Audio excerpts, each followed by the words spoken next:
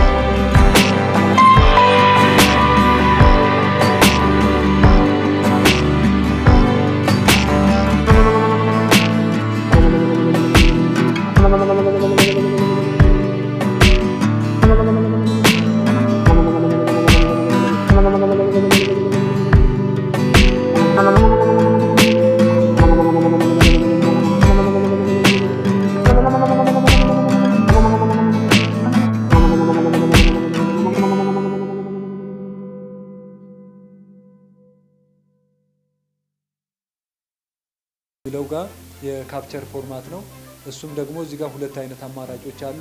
ዲቪ እና ኤችዲቪ የሚል አለ። ኤችዲቪ ማለት ሃይ ዲፊኒሽን ቪዲዮ ነው። ዲቪ ማለት ደግሞ እዚህ ጋር እንደምታዩት ዲጂታል ቪዲዮ ማለት ነው። ስለዚህ ሃይ ዲፊኒሽን ቪዲዮ የሚለውን እናደርጋለን። ከዚህ በኋላ እዚህ አካባቢ ያለውን ሴቲንግ እንደዚህ ከጨረስን በኋላ እዚህ ጋር ኦኬ የምትላለች ኦኬ ብለን እንወጣለን። እዚህ ጋር እንደምትመለከቱት የአዶቤ ፕሪሚየር ፕሮጀክት ከፈትን ማለት ነው። አሁን እዚህ ጋር የምታዩቸው በአጠቃላይ የአዶቤ ፕሪሚየር ፕሮጀክቶች ናቸው። እዚህ አራት አይነት መስሪያ ቦታዎች አሉት። አራት አይነት ወሳኝ የመስሪያ ቦታዎች አሉት። አሁን ወደ ስራ ከመግባታችን በፊት ይህ የአዶቤ ፕሪሚየር መስሪያ ቦታዎች አራቱም ፓኔሎች የምትመለከቷቸው ሁሉም ባዶ ነው የሚሆኑት። አሁን ገና ሜዳ እያመቻቸ ስለሆነ መስሪያ ቦታዎችን እያመቻቸ ስለሆነ አራቱም ቦታዎች እንደዚህ እንደምትመለከቷቸው ባዶ ሆነው ነው የምናገኛቸው። እያንዳንዱ የራሳቸው ዓላማ ያላቸው ናቸው። እነዚህም በእያንዳንዱ ስናያቸው የመጀመሪያ ላይ የምትመለከቱት ይህ እዚህ ጋር የምትመለከቱት ከርሰሯ ላይ እንደማሳያችሁ እዚህ ጋር የምትመለከቱት ሴሌክት ቪዲዮ ዲስፕሌይ ይባላል። ወይንም ሶርስ ሞኒተር ወይንም ፕሪቪው በመባልም ይታወቃል። ይህ የምትመለከቱት ቦታ የሚቀጥለው የምናገኘው ይህ ደግሞ ፕሮጀክት ሞኒተር ወይንም አውትፑት ዊንዶ በመባልም ይታወቃል። ይህ ማለት የመጨረሻው ታይም ላይን ላይ እየሰራን ያለ ነው የምናይበት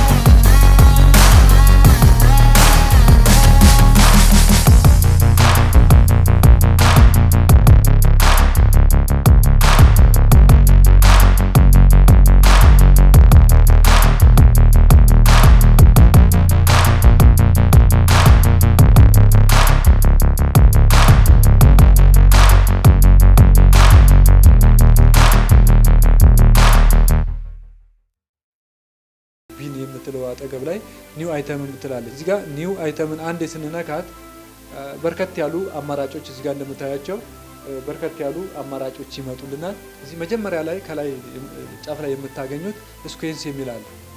ስኩዌንስ የሚለውን አንዴ ስንነካው በእንደዚህ አይነት መልክ ይመጣልናል። የቪዲዮአችንን ፍሬም ፐር ሰከንድ ወይንም የቪዲዮአችንን ኳሊቲውን ካወቅን ከነዚህ ውስጥ አንደኛውን እንመርጥለታለን።